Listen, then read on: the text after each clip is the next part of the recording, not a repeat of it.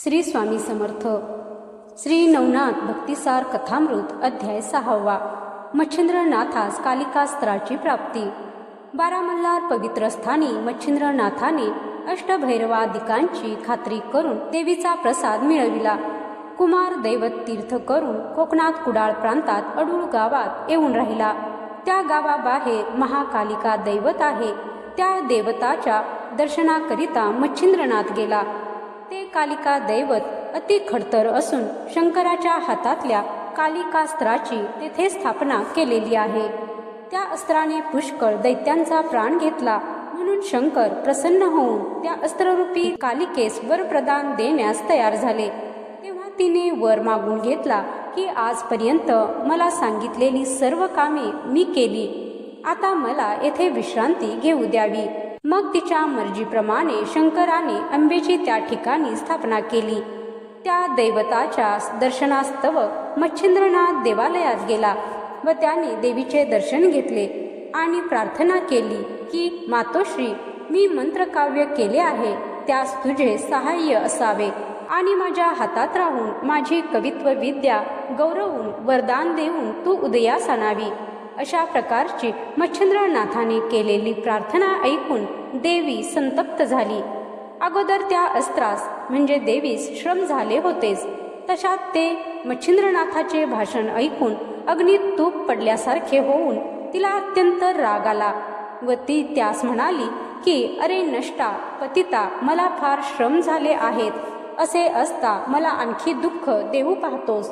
तू कवित्व विद्या निर्माण करून माझ्या जवळ वर प्रदान मागत आहेस, पण तेने करून मला तू विघ्न करावयास आला आहेस. हे निवांत स्थान पाहून मी येथे येऊन राहिले. असे असता दुरात्म्या मला त्रास देण्यास आला आहेस, तर आता माझ्या डोळ्यासमोर उभा न राहता चालता हो, नाहीतर तुला शिक्षा करीन. अरे शंकराच्या हातातील अस्त्र ते मी तुझ्या हातात येऊन राहीन की काय? अरे मला बोलविण्यासाठी तुझ्या मनात शंका तरी कशी आली नाही? आता तू येथून निमूटपणे चालता हो, नाहीतर व्यर्थ प्राणास मुक्षी. हे भाषण ऐकून मच्छिंद्रनाथाने देवीस म्हटले की मी प्राणास मुकेन ही गोष्ट तू स्वप्नात सुद्धा आणू नको. अगे सूर्यबिंब अगदी लहान दिसते, परंतु ते त्रिभुवन प्रकाशित करते.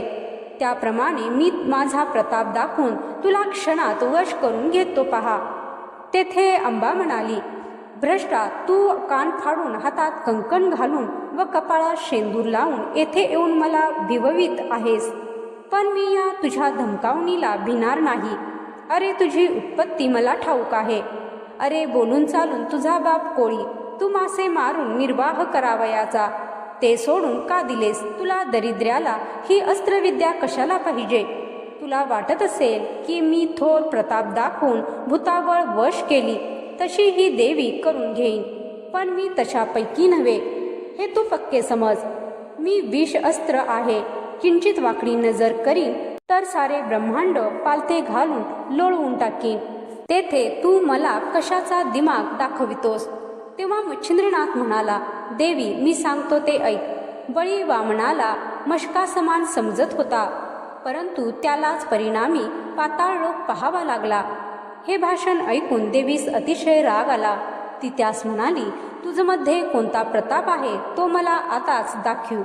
तेव्हा मच्छिंद्रनाथ म्हणाला की तू शंकराच्या हातामध्ये राहून मोठमोठाले पराक्रम केल्याचा दिमाग मला दाखवित आहेस, तर तो तुझा प्रताप तू मला आता दाखव. याप्रमाणे मच्छिंद्रनाथाचे भाषण ऐकून भद्रकाली सिंहासारखी आरोळी मारून आकाशात प्रगट झाली. इतक्यात भयंकर शब्द होऊ लागला की जोगड्या, आता आपला प्राण वाचीव. तू आपल्या गुरुचे स्मरण कर, कारण वज्रास्त्राने जसा पर्वताचा चुराडा होतो तसा तुझ्यामुळे पृथ्वीचा होईल. अरे ही कालिका आज पृथ्वी सपाट करून टाकण्यास तयार झाली आहे. आता तुझा निभाव कसा लागेल? अशी बरीच धमकावणीची भाषण मच्छिंद्रनाथाने ऐकून घेतल्यानंतर तो तिला म्हणाला, तू पाहिजे तसे बोललीस तरी तुझ्यापासून माझे काही वाकडे व्हावयाचे नाही. असे म्हणून त्याने भस्म हातात घेतले व वासव शक्ती मंत्र जपून ते भस्म आकाशात फेकून दिले. तेव्हा ती दैदिप्यमान वासव शक्ती तात्काळ प्रगट झाली. सूर्याच्या हातचे वासवास्त्र आणि शंकराच्या हातचे भद्रकाली किंवा कलिका अस्त्र या उभयांतांचे युद्ध सुरू झाले. दोन्ही अस्त्रांची झोंबी लागून ती एकमेकांवर प्रहार करीत होती. झगडता झगडता शेवटी कालिकेने वासवशक्तीचा पाडाव केला आणि मोठ्या आवेशाने ती मच्छिंद्रनाथावर चालली. हे नाथाच्या लक्षात येताच त्याने पुन्हा भस्म घेऊन एकादश रुद्र मंत्रयोग सिद्ध करून फेकताच एकादश रुद्र प्रकट झाले. ते भयंकर व अनिवार्य प्रलय करणारे प्रगट होताच कालिकेचे तेज फिके पडले. तिने सर्वांस नमस्कार करून भक्तिपूर्वक स्तुती केली. तेव्हा ते सौम्य झाले. असे पाहून मच्छिंद्रनाथाने वज्रास्त्र धूम्रास्त्र ही सोडली, परंतु त्यांचे काहीच वर्चस्व होईना. कारण कालिकेने धूम्रास्त्र गिळून टाकिले व वज्रास्त्र शैलाद्री पर्वतावर आपटले. तेने करून तो पर्वत फुटून गेला. याप्रमाणे दोन्ही अस्त्राची पडती पाहून मच्छिंद्रनाथाने पुन्हा वाताकर्षणास्त्राची योजना केली. त्या वातास्त्राची मक्खी त्यास पक्की साधून गेली होती. दत्तात्रेयाच्या कृपाप्रसादाने मच्छिंद्रनाथास वाताकर्षणास्त्राचा मोठा लाभ झाला होता. ते अस्त्र सिद्ध करून प्रेरितांच त्याने कालिका देवीवर प्रवेश केला. तेव्हा देहाचे चलनवलन बंद होऊ लागले. इतक्यात देवी विकल होऊन गगनामधून जमिनीवर धाडकन आदळली व बेशुद्ध होऊन पडली. ते पाहून देव दानवांना सुद्धा मोठा विस्मय वाटला.